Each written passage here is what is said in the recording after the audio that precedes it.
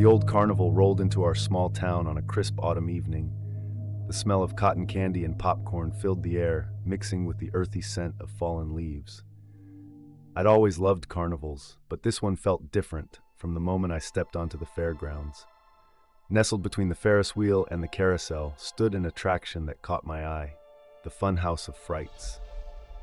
Its facade was weathered, painted in faded reds and golds, with a grinning clown face looming over the entrance. Something about that smile made my skin crawl, but I brushed off the feeling. After all, it was just a cheap carnival attraction, right?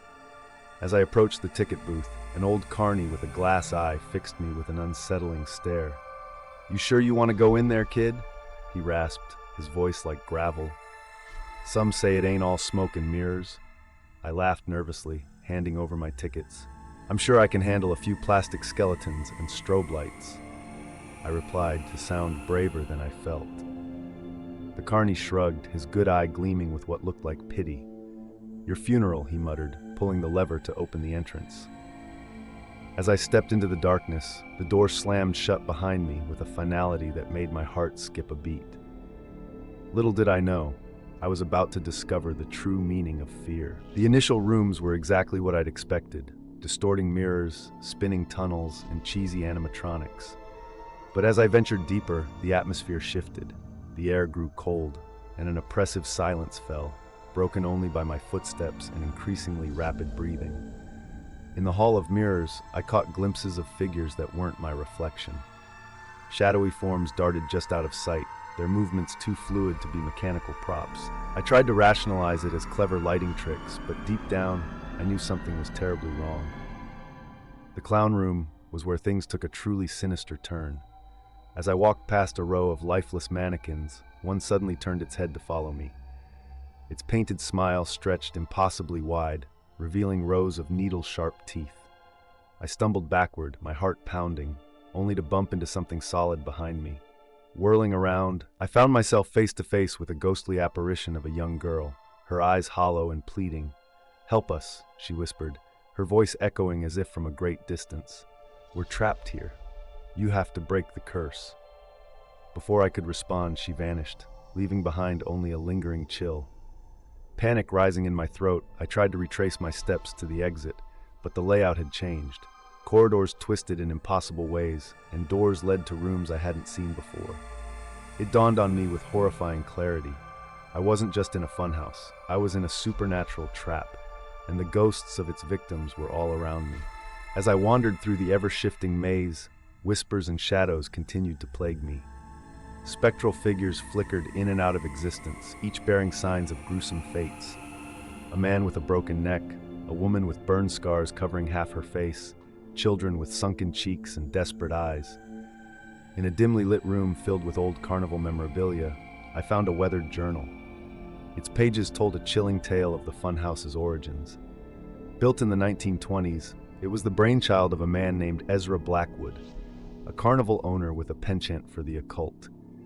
Blackwood had made a deal with dark forces, sacrificing innocent lives to fuel his attraction's supernatural power. The journal detailed how Blackwood would lure victims into the funhouse, where they would become lost and eventually perish. Their souls, bound by dark magic, were trapped within the attraction, forced to relive their final moments for eternity. As I read, the walls seemed to close in around me. The laughter of children morphed into agonized screams, and the painted faces on the walls contorted in pain. I realized with growing horror that I was not just reading about the victims, I was surrounded by them. A ghostly hand reached out, touching the journal. The spectral girl from earlier materialized beside me. "You know the truth now," she said, her voice a mix of hope and despair. "You can set us free, but be warned, Ezra won't let us go easily." I clutched the journal to my chest, determination replacing fear. If there was a way to break this curse, I had to find it. Not just for my sake, but for all the souls trapped in this nightmarish funhouse. Armed with knowledge from the journal, I navigated the funhouse with newfound purpose.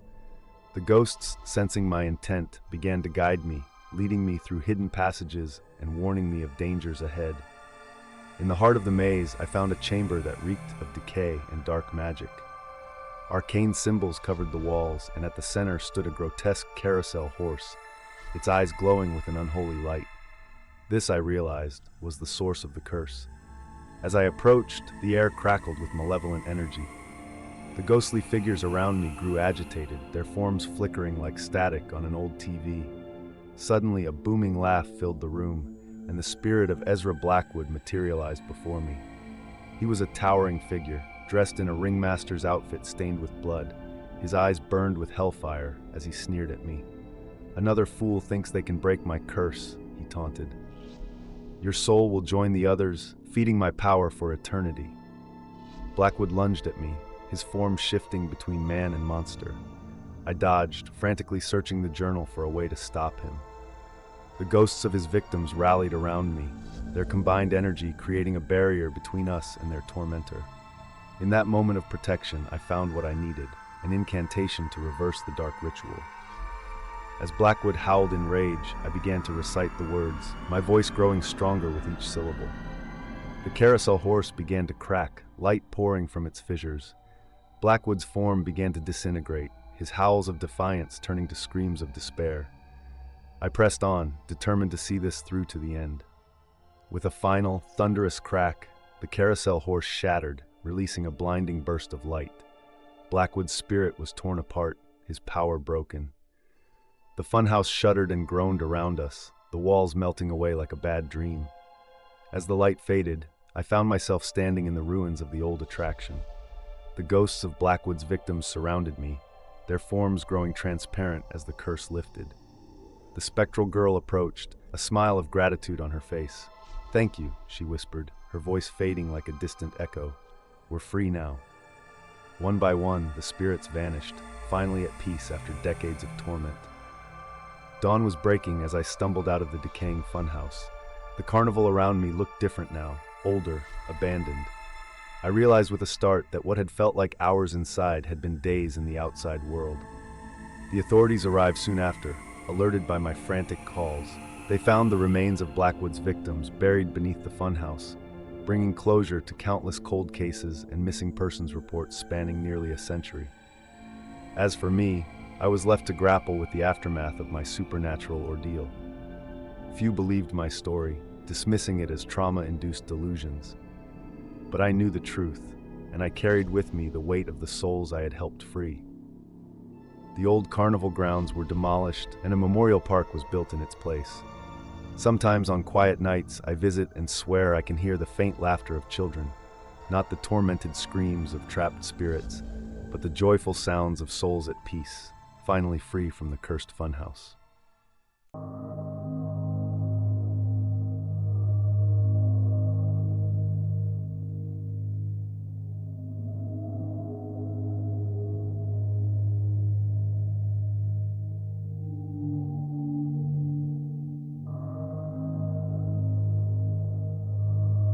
I've always had an irrational fear of clowns. Something about their exaggerated smiles and garish makeup sends chills down my spine. So when my friends dared me to enter the clown tent at the local carnival, I felt my stomach drop. The neon sign flickered ominously above the striped canvas, and I could hear high-pitched laughter echoing from within. "Come on, don't be a chicken," my friend Jake taunted, shoving me towards the entrance. With trembling hands, I pushed aside the heavy curtain and stepped inside. The air was thick with the smell of popcorn and cotton candy, mixed with something sour. My eyes struggled to adjust to the dim lighting, but as they did, I wished they hadn't. Dozens of clowns filled the tent, their faces distorted into nightmarish grins. They juggled, performed magic tricks, and twisted balloons into unnatural shapes. But something felt off. Their laughter seemed forced, almost pained, and their eyes were devoid of any joy or humanity. As I stood there, frozen in fear, one clown caught my attention. He was taller than the rest, with a stark white face and a blood-red smile that stretched unnaturally wide. His piercing gaze locked onto mine, and I felt a chill run through my body. In that moment, I knew I had made a terrible mistake coming here. I tried to back away, but the crowd of spectators had grown behind me, blocking my escape. The tall clown began to approach, his movements jerky and unnatural. With each step, the other clowns fell silent, their painted faces turning to watch me with an eerie synchronicity. "Welcome, little one," the tall clown crooned, his voice a discordant mix of high and low pitches. "We've been waiting for someone like you." His gloved hand reached out, almost touching my face. I could smell his rancid breath as he leaned in close, whispering, "You're perfect for our finale." Panic surged through me, and I finally found the strength to move. I shoved past the other clowns, their rubber noses squeaking in protest as I barreled through them. The exit seemed miles away, but I ran with every ounce of energy I had. Just as I reached the curtain, I felt a cold hand grasp my ankle. I tumbled to the ground, my face inches from the sawdust-covered floor. Looking back, I saw the tall clown, his arm impossibly stretched, gripping my leg. His smile had grown even wider, splitting his face in a way that defied anatomy.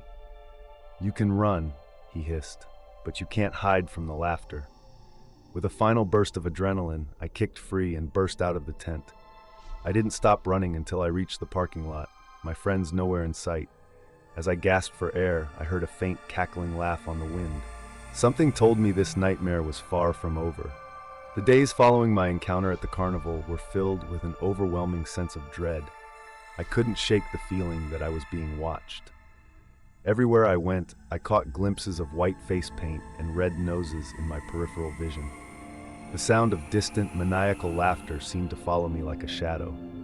At first, I tried to rationalize it. Maybe the experience had just rattled me more than I thought. But then, strange things started happening. I'd wake up to find my room filled with colorful balloons, all bearing that same grotesque smile I'd seen on the tall clown. Objects in my house would mysteriously move overnight, always arranged in the shape of a smiley face. My friends thought I was losing my mind. "Dude, you need to chill," Jake said when I confided in him. "It was just a stupid tent full of clowns, nothing to freak out about." But he hadn't seen what I'd seen. He hadn't felt the malevolence radiating from that tall, sinister figure. One night I woke up to the sound of squeaking. My blood ran cold as I opened my eyes to see a pair of oversized shoes at the foot of my bed. Slowly I looked up, taking in the polka dot pants, the ruffled collar, and finally that horrifying white face with its impossibly wide grin. "Ready for the show?" the clown asked, his voice a mix of childish glee and menacing growl. I screamed, but no sound came out. As he reached for me with those long, gloved fingers, I realized with horror that this was only the beginning of my nightmare. The next few weeks became a blur of terror and confusion. I'd find myself in strange places with no memory of how I got there. Once I woke up in the middle of a children's birthday party, my face caked with clown makeup and surrounded by terrified kids. Another time, I came to my senses on a stage, juggling flaming pins as an audience applauded. I tried to seek help, but who would believe me? The few times I attempted to explain my situation, I was met with concerned looks and suggestions to seek psychiatric help. But I knew this was real. The tall clown was toying with me, forcing me to live out some twisted fantasy. Things came to a head on a rainy Tuesday night. I was huddled in my apartment, every light blazing, when the power suddenly cut out. In the pitch darkness, I heard the familiar squeak of oversized shoes. "Time for the grand finale," the clown's voice echoed from everywhere and nowhere. Suddenly, my body began moving of its own accord. I felt myself contorting into impossible positions, my joints popping and cracking. Pain seared through every nerve as my face stretched into an inhuman grin. I caught my reflection in a mirror and screamed in horror. Staring back at me was no longer my face, but the painted visage of a clown. "Welcome to the family," the tall clown cackled, materializing beside me. "The show must go on, and now you're part of it. Forever." It's been years since that fateful night, and I've learned to live with my curse. During the day, I appear normal, but as soon as the sun sets, the transformation begins. My skin pales, my nose swells, and that accursed smile stretches across my face. I'm compelled to perform, to spread laughter that sounds more like screams of agony. I've tried everything to break free, exorcisms, rituals, even attempting to end my own life. But nothing works. The curse always brings me back, ready for another performance. The tall clown, my tormentor and now my ringleader, watches with glee as I struggle against my nightly metamorphosis. Sometimes I catch sight of others like me. lost souls trapped in garish costumes, their eyes pleading for help as they twist balloons and juggle for laughing crowds. We're all part of his twisted circus now, eternal jesters in a hellish carnival. I'm sharing this story as a warning. If you ever find yourself at a carnival and see a tent with a flickering neon sign, stay away. If you hear high-pitched laughter that sounds just a little too forced, run. And if you encounter a tall clown with an impossibly wide smile, know that your life as you know it is over. For those of you reading this, wondering if it's just a scary story, I pray that's all it is for you. But remember, the next time you see a clown and feel that inexplicable chill run down your spine, it might not be just an irrational fear. It might be your instincts trying to save you from a fate worse than death. A fate where the show must go on forever.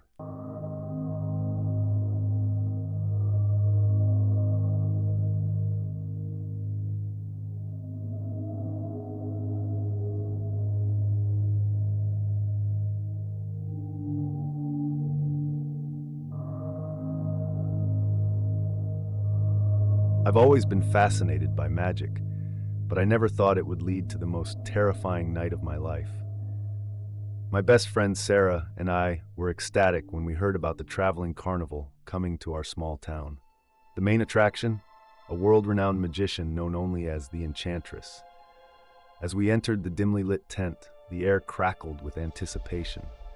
The smell of popcorn and cotton candy mingled with something else. Something eerie that I couldn't quite place. We found seats near the front, Sarah practically bouncing with excitement. The show began, and the Enchantress appeared in a puff of smoke. Her eyes were mesmerizing, almost glowing in the spotlight. Trick after trick left the audience gasping, but it was the grand finale that truly took our breath away.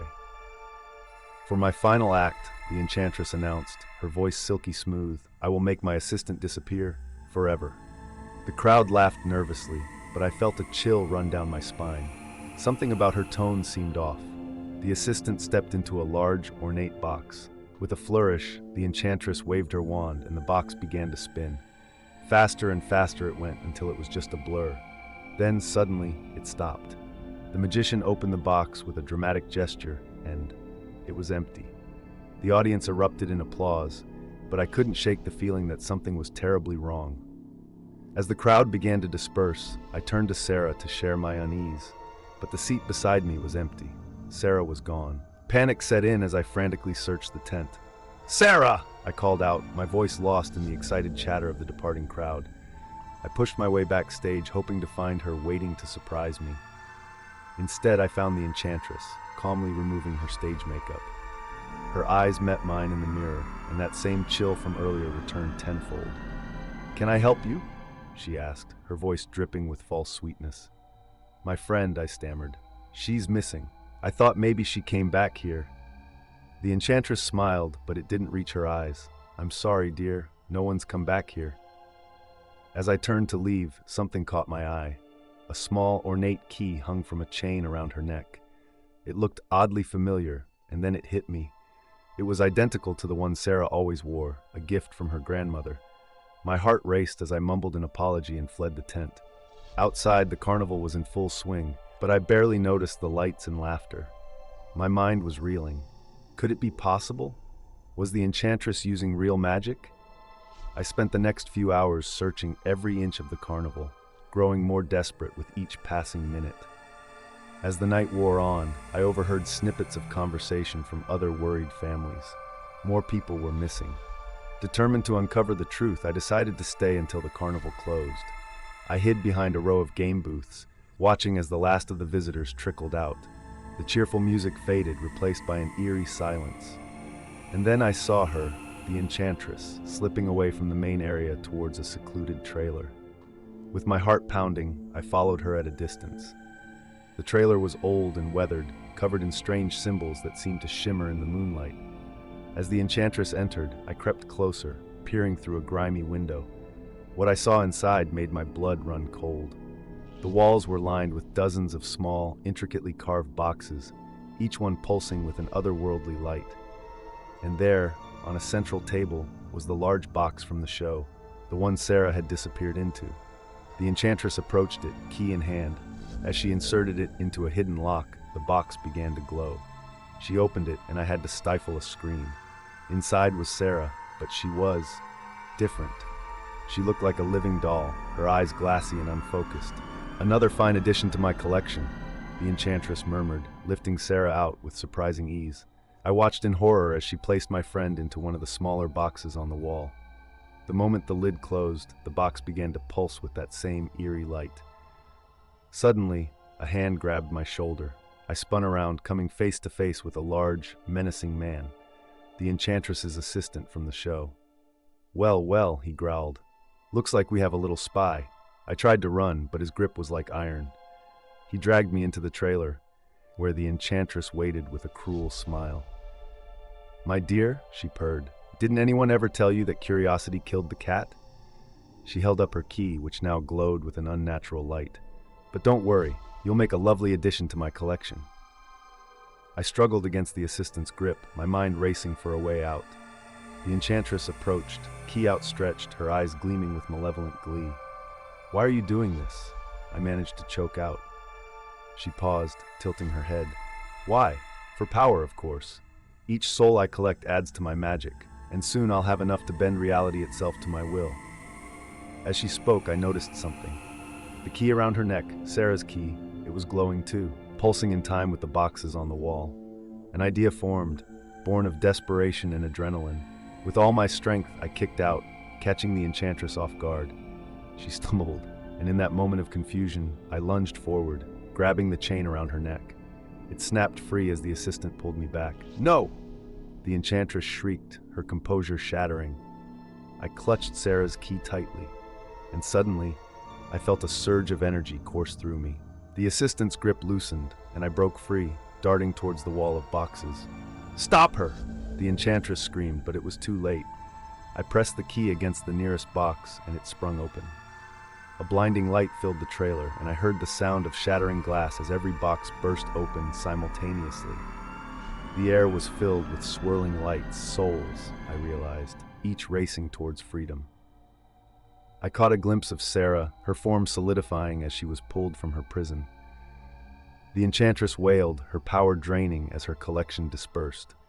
The trailer began to shake, the symbols on the walls glowing white-hot. I grabbed Sarah's hand, and together we ran into the night. We didn't stop running until we reached the edge of town, the sounds of chaos fading behind us. Sarah was disoriented, her memories of the past few hours hazy. As we caught our breath, I filled her in on everything that had happened.